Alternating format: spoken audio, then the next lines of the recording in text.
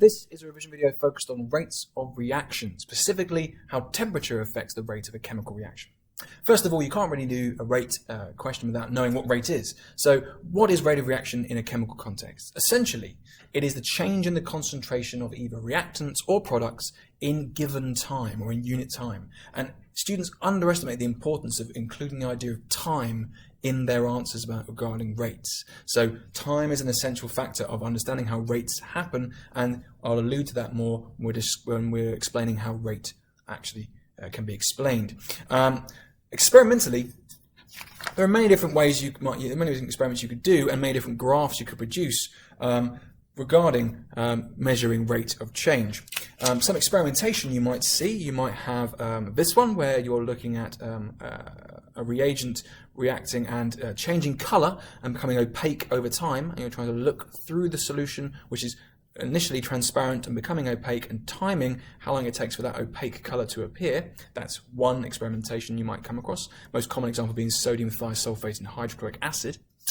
You might have an experiment where you're losing mass over time. So marble chips reacting with acid is a good example. As carbon dioxide is generated, it leaves through the cotton wool. The cotton wool is there, or the mineral wool is there to prevent the spitting out of acid or chips of marble across the course of the reaction, which will cause a sudden dip in mass, but the gas can escape and egress perfectly easily, and you're just measuring how quickly that system loses mass over time. That's this one over here. Or you could measure how fast you collect a gas. Two ways of doing that, I guess. You could have downward displacement by collecting the gas in an upturned measuring cylinder filled with water in a water trough, and as the gas displaces the water, you can see how much gas has been collected. That works well with things that aren't soluble in water. If the thing is soluble in water, then you could always collect it into a gas syringe. So again, the reaction mixture bubbling away, gas generated, and it's collected in a glass gas syringe, which pushes the plunger back and again measures with the graduations the volume of gas collected. So there are plenty of rate experiments you should be aware of. Let's say some of these produce these sorts of graphs. So this experiment with the gas syringe, or this experiment with the downward displacement into a measuring cylinder, they would both generate a graph a bit like this, because you're collecting a volume of gas in unit time. And you can see there's a difference here. This is a low temperature situation, this is a high temperature situation. And you can see the high temperature definitely has the faster rate of reaction. How can you tell? Well, look at the gradient and steepness of the generation of the gas, very quickly generating a large volume of gas. Whereas at low temperature, the volume of gas being generated, whilst being the same eventually, is much slower and taking a longer period of time to generate that volume of gas. So this is the fast, steep gradient is the fast rate of reaction and the higher temperature, and the shallower gradient is the lower temperature, slower rate of reaction. On the other side, we've got an example of this experiment, which is loss of mass over time, as the carbon dioxide in this example escapes through the cotton wool or mineral wool and causes the mass of the system, the mass of the reaction vessel, to fall over time. And you can see again, at the low temperature, that loss of mass is gradual, and the gradient of the decline in mass is quite shallow, whereas at high temperature, the rate of reaction is much faster, the steepness of the curve is much greater, because the loss of mass is much more much faster and much more prevalent, so they're really dropping quickly and plateauing at the end. So this is the fast rate of reaction with a steeper gradient versus the lower temperature, much slower degradation of mass over time. So steep, your answer really should focus on the steep gradient. On to the theory, and this is where many students lose their marks because they just aren't good at putting this down in words, aren't good at articulating the vocabulary of kinetics, if you like. So we use collision theory or kinetic theory to explain rate of reaction. And here is a diagram, a cartoon, if you like, of kinetic theory and collision theory. Here's low temperature, and you can see these reactant particles are moving pretty slowly, hence the lack of motion lines. And here is the high temperature. You can see these reactants are whizzing around at really high speed, and there are a greater number of collisions going on there.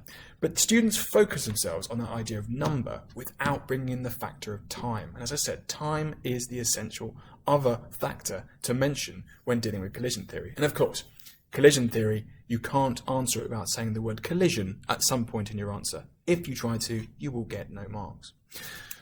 So the obvious fact is at higher temperature, there appears to be a faster rate of reaction. But why? Well, the first thing you want to do is quote the actual condition and how it works. So the condition is temperature. The condition is thermal energy increasing, so temperature is higher. How is that affecting things? Well, reactant particles that have at a higher temperature, which have more thermal energy, will also have a higher average kinetic energy, which means they're moving faster. So you want to state that as the start of your answer, that the reactant particles at higher temperature on average, have higher kinetic energy and will be moving faster. This therefore means that they will be hitting each other more often, but that's very colloquial. Instead, you want to talk about collisions per second. There is a greater frequency of collisions per second. Don't just say there are more collisions. That doesn't bring in the factor of time. There is a greater frequency of collisions per second. Not only is that happening, but temperature has a second factor, which is important to mention. That they're not only hitting each other more often, but also with greater energy. So a greater proportion of collisions per second will exceed the activation energy because they're hitting each other harder. And this is the minimum energy requirement for a reaction to occur. Okay, that's called the activation energy. Now, don't confuse activation energy as a form of energy. It isn't a type of energy. There is no such thing as activation energy. It's not like sound or thermal or gravitational potential energy. It isn't a type of energy. It's just the minimum energy requirement for reactions to happen. So sometimes these particles might hit each other and just bounce off and spring backwards. Whereas here you can see they haven't just sprung away elastically. They have hit each other in a collision and formed a new compound. So that's the third factor, that a greater proportion of the collisions occurring per second will it have enough energy to exceed the activation energy. Both these factors together lead to an increase in the number of successful collisions per second and hence a faster rate of reaction. So students really want to focus on these red writing I've put in here because it's just trying to evolve your answers and include the proper terminology. I hope that helps, and I hope this is a clear explanation of how to attempt a rate-based question involving temperature.